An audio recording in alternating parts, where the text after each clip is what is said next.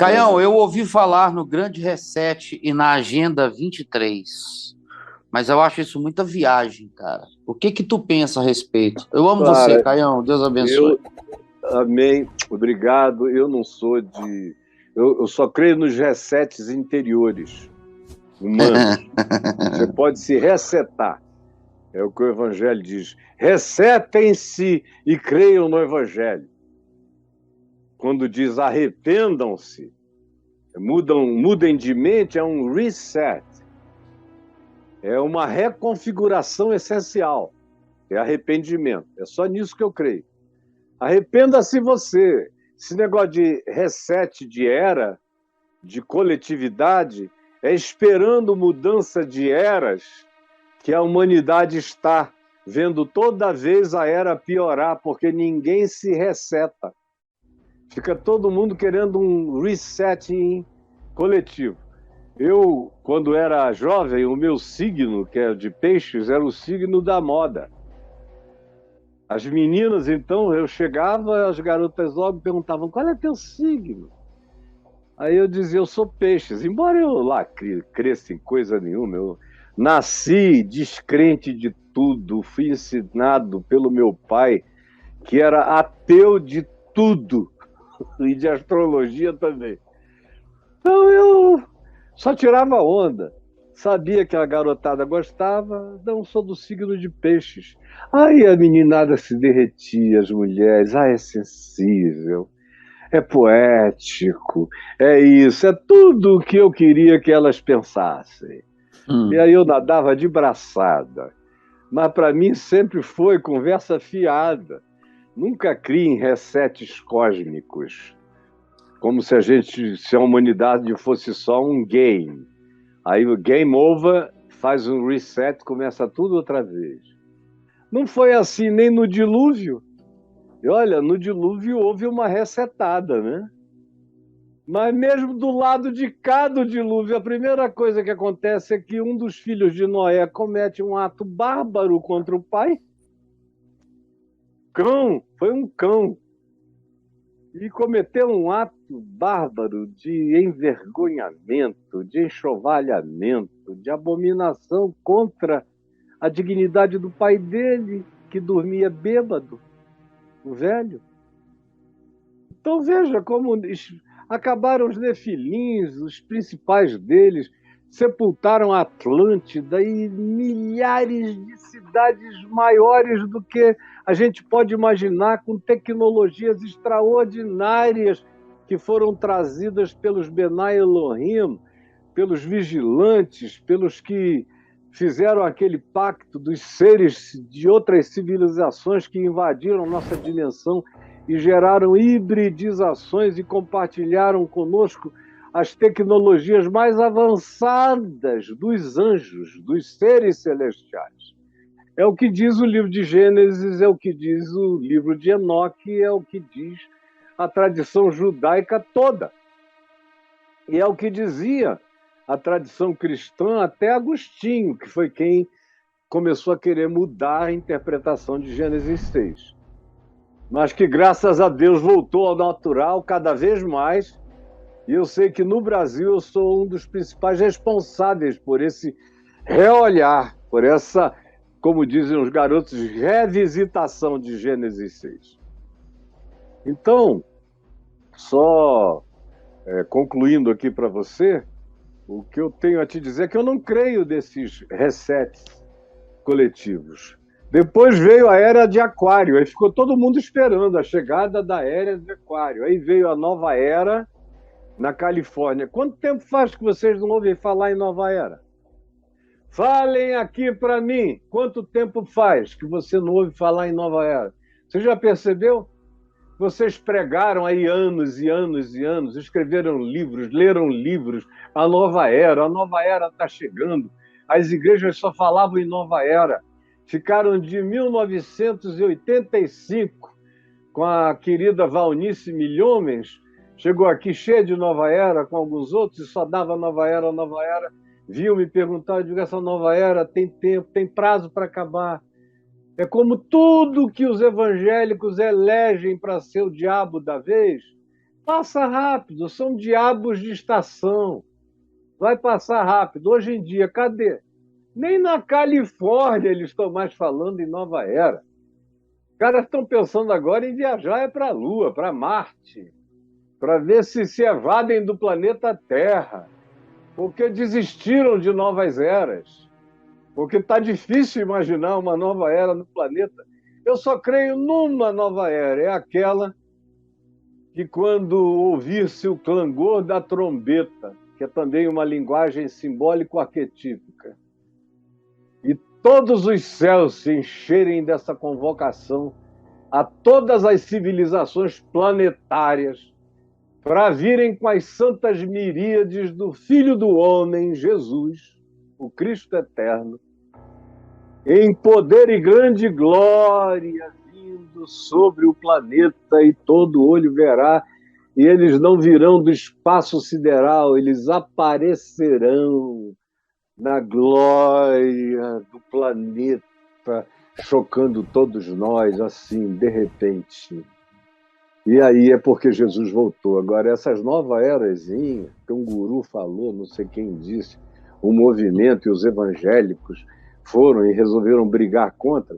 Cara, eu vou fazer 70 anos. O que eu já vi só nesses 70 anos é o tempo do cativeiro de Israel com os babilônios, os medos e os persas, e o início dos gregos.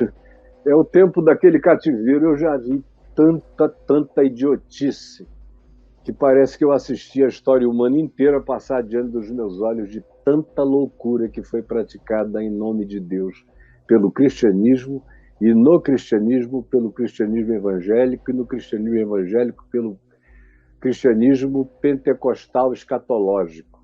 Tanta loucura, tantos resets, tanta nova era, tudo falhou. Tenho aqui pessoas no Brasil que já marcaram a volta de Jesus 3 vezes. E Jesus não voltou, e elas se esconderam, nem aparecem mais de vergonha, porque viram que entraram em furadas. E quem quer que entre nessa, se você está entrando nessa de esperar um reset, saia dessa, meu filho. Se reset. Você tem que se resetar. Tem que ler os evangelhos. Se você lesse os evangelhos, você não entrava nessa de nem ter dúvida sobre reset nenhum, como é o meu caso. Sou cínico de resets humanos coletivos.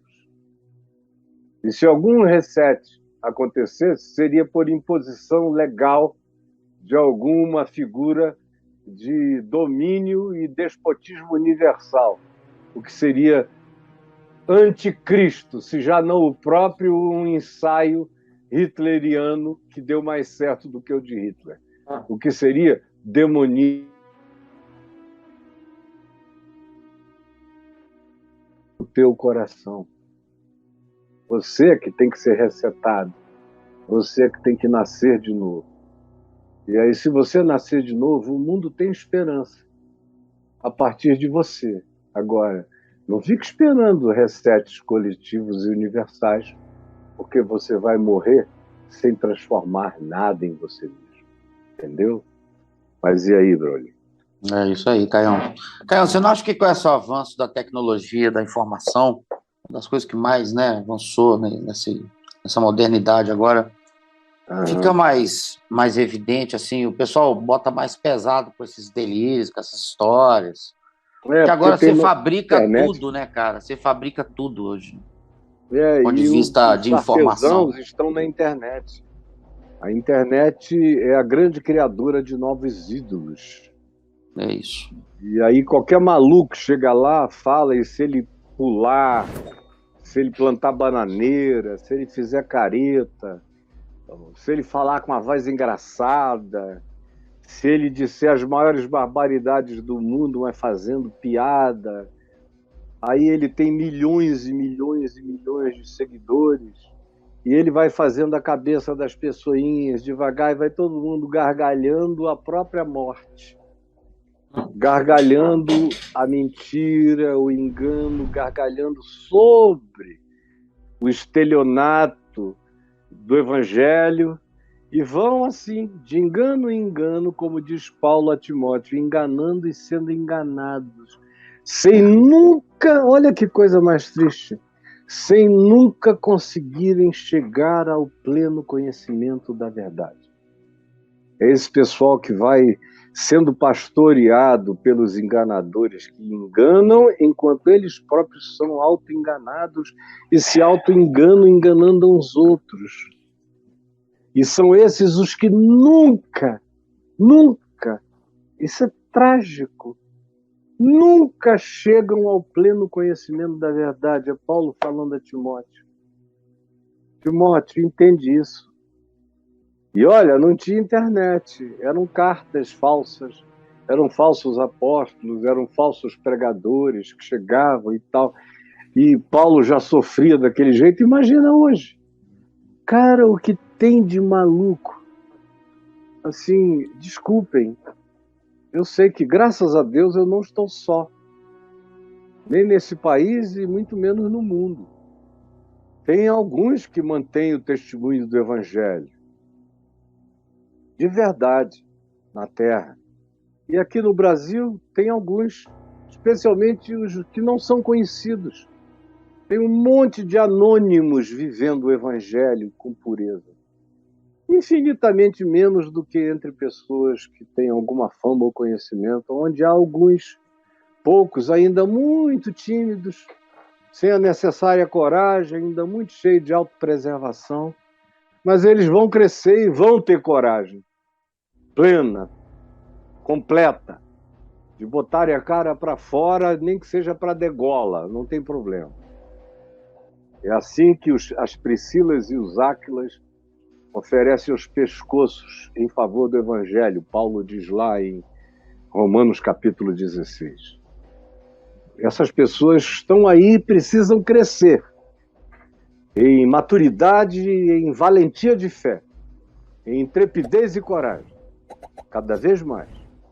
Mas são poucas. A grande maioria está sendo pastoreada pela loucura, por um pessoalzinho que realmente eles sabem se comunicar engraçadamente, rapidamente, interessantemente, para provocar uma pessoa totalmente desprovida de conhecimento mesmo do Evangelho e da palavra, como a maioria dos que me veem, me assistem e estão por aí. E que vão sair daqui, já vão catar um outro canal aí no YouTube, ou vão para um outro lugar, vão dar gargalhada do oposto, sem nem perceberem como eles são uma contradição ambulante. Vêm aqui e dizem amém para o que eu digo, vão ali e dizem amém para o oposto. Aí eles aprendem nada. Por isso nunca chegarão ao pleno conhecimento da verdade. Nunca. Vão ficar sempre perguntando e não indo a lugar nenhum.